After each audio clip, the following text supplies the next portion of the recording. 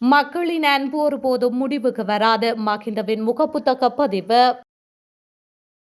பிள்ளையான் தொடர்பில் சிஐடி நீதிமன்றுக்கு விடுத்த அறிவிப்பு. போதைப்பொருள் கொள்கலன்கள் விவகாரம் விசாரணைகளுக்கு தயாரென நாமல் சீற்றம். பத்மேவின் சகா மெனம்பேரி நீதிமன்றத்தில் சரணடைய தயார் நிலையில் வெளிவரப்போகும் தகவல்கள். 11 மாணவர்கள் கடத்தல் வழக்கு வசந்த கருணகுடவிற்கு எதிராக உயர் நீதிமன்றத்தின் அதிரடி தீர்ப்பு. மாகாண சபை தேர்தல் காலதாமதம் தேர்தல்கள் ஆணையாளர் வெளியிட்ட அதிரடி தகவல். நீதி அமைச்சர் தலைமையில் விசேட குழு ஜெனீவாவிற்கு விஜயம். கிளிநொச்சியில் பாதுகாப்பு படையினர் வசமிருந்த காணிகள் விடுவிப்பு. 1ஆம் திகதியிலிருந்து பருத்தித்துறை உணவகங்களில் வரப்போகும் புதிய தடை.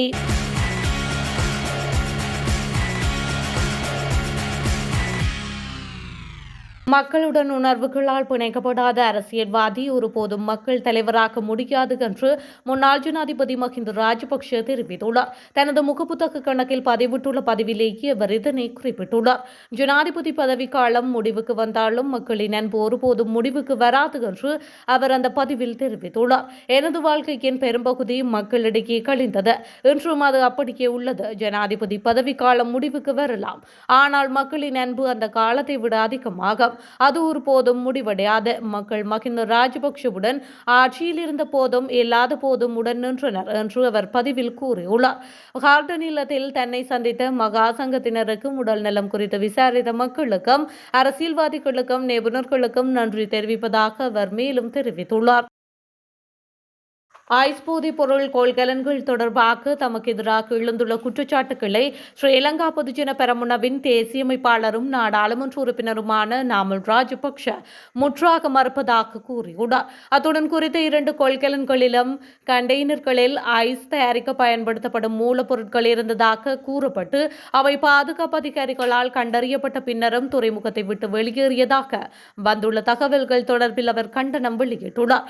ஊடகங்களிடம் பேசிய அவர் குற்றச்சாட்டுகள் தவறானவை என்பதை நிரூபிக்கும் வரை அவற்றின் பின்னணி காரணங்களையும் அதிலிருந்து லாபம் பெறுவோரையும் நாட்டிற்கு வெளிப்படுத்துவதாக வலியுறுத்தியுள்ளார். மேலும் இந்த 2 கொள்கலன்கள் குற்றச்சாட்டுகளை எதிர்கொள்ள நாங்கள் தயாராக இருக்கின்றோம்.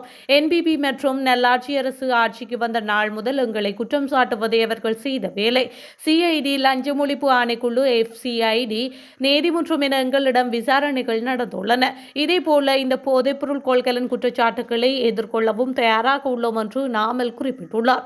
அதே சமயம் உண்மையில் இந்த கொள்கலன் சம்பவத்தில் தொடர்புடையவர்களின் அடையாளத்தை அரசு வெளிப்படுத்த வேண்டும் எனவும் அவர் வலியுறுத்தியுள்ளார். 11 மாணவர்கள் கடத்தல் சம்பந்தமான முன்னாள் கடற்படை தளபதி வசந்த கருணாகுடவிற்கு எதிரான வழக்கில் இருந்து நீக்குவதற்கான சட்டம் அதிபரின் முடிவை ரத்து செய்ய கோரி மனுவை விசாரணைக்கு எடுத்துக்கொள்ள உயர்நீதிமன்றம் அனுமதி அளித்துள்ளது. குறித்த தீர்ப்பானது நேற்றைய தினம் உயர்நீதிமன்றத்தால் வழங்கப்பட்டுள்ளது.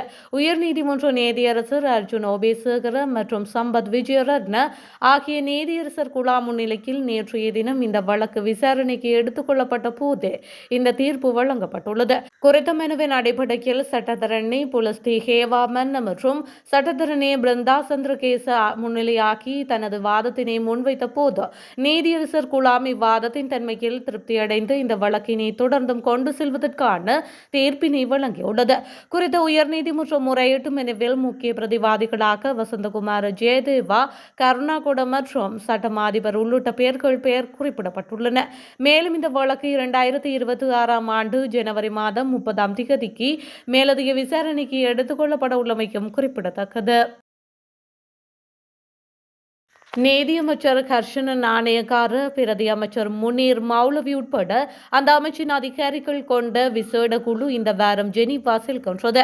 ஐநா மனித உரிமைகள் பேரவையின் கூட்டத்தொடர் ஜெனீவாவில் நடைபெறுகின்றது. அதில் பங்கேற்கவே இந்த குழு அங்கு செல்கின்றது. வெளிவிகார அமைச்சர் விஜிதகேர தலைமையிலான குழு கடந்த திங்கட்கிழமை ஜெனீவா சென்று இலங்கையின் நிலைப்பாட்டை அறிவித்து நாடு திரும்பியுள்ளது. இந்த நிலையிலேயே நீதியமைச்சர் தலைமையில் விசேட குழு ஜெனீவா செல்ல உள்ளது. இந்த குழு ஜெனீவா பூங்காவில் உள்ளக நடவடிக்கைகளின் முன்னேற்றத்தை சுட்டிக்காட்டவும் உள்ளக பொறிமுறை விசாரணைகளை வலுப்படுத்தும் செயல்முறைகளை வலுப்படுத்தும் முயற்சிகளிலும் ஈடுபடும் என்றும் கூறப்படுகின்றது. கிழக்கு பல்கலைக்கழகத்தின் முன்னாள் துணைவேந்தர் பேராசிரியர் சிவசுப்பிரமணியம் ரவீந்திரநாத் கடத்தப்பட்டு காணாமல் போன சம்பவம் தொடர்பாக பிள்ளையான் அடுத்த நீதிமன்ற திகதியில் சந்தேக நபராக பெயரிடப்பட்டுள்ளார் என சிஐடி நீதிமன்றுக்கு அறிவித்துள்ளது. சம்பவம் தொடர்பாக கைது செய்யப்பட்டுள்ள 3 சந்தேக நபர்களை கல்கிசை நேதவான் சதுரிகா டி சில்வா முன்னிலையில் முற்படுத்திய போதே சிஐடியினர் இந்த அறிவிப்பை விடுத்துள்ளனர்.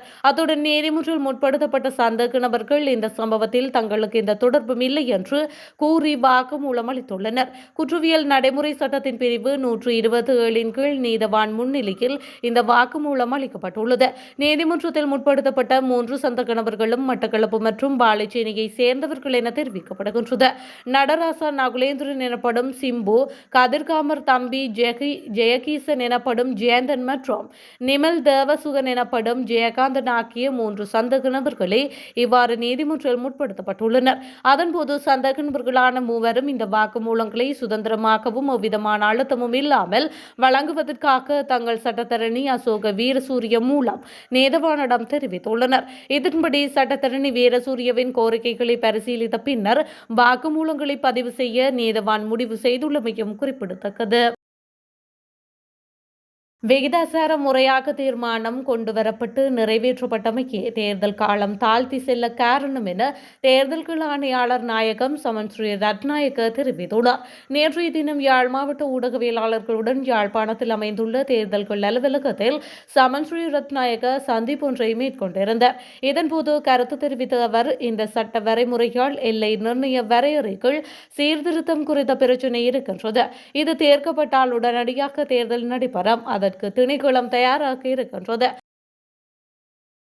பருத்தித்துறை நகரசபைக்குட்பட்ட உணவகங்களில் எதிர்வரும் 1ஆம் திகதி முதல் லஞ்சிட் பயன்படுத்துவதை நிறுத்துவதென்று பருத்தித்துறை நகரசபையும் பருத்தித்துறை நகர வர்த்தகர்களும் நேற்று தீர்மானித்துள்ளனர்.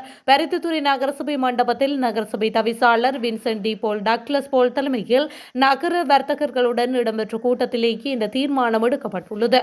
எதிர்வரும் 1ஆம் திகதியிலிருந்து உணவகங்களில் பொலித்தீன் பயன்படுத்தப்படுவதில்லை என்றும் அதற்கு பதிலாக வாழை இலையை பயன்படுத்துவதெனவும் எதிர்வரும் ஜனவரி 1ஆம் திகதியிலிருந்து பாலித்தீன் பயன்பாட்டை முற்றுமுழுதாக நிறுத்துவதென்றும் முடிவெடுக்கப்பட்டுள்ளது. கிளிநொச்சி மாவட்டத்தில் பாதுகாப்பு படையினர் வசம் இருந்த 30 ஏக்கர் வரையான காணிகள் விடுவிக்கப்பட்டுள்ளன.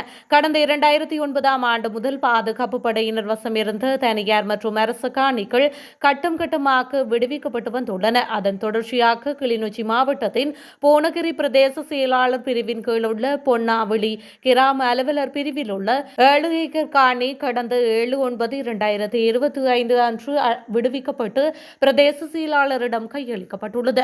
குறித்த காணி தற்காலிகமாக மரமுந்திரிகை கூட்டுத்தாபனத்திடம் பொறுப்பில் கையளிக்கப்பட்டுள்ளதாகவும் இதேபோன்று நல்லூர் கிராம அலுவல் பிரிவில் உள்ள முடக்கொம்பன் பகுதியில் இராணுவத்தினர் வசம் இருந்த 20 ஏக்கர் காணி விடுவிக்கப்பட்டுள்ளது.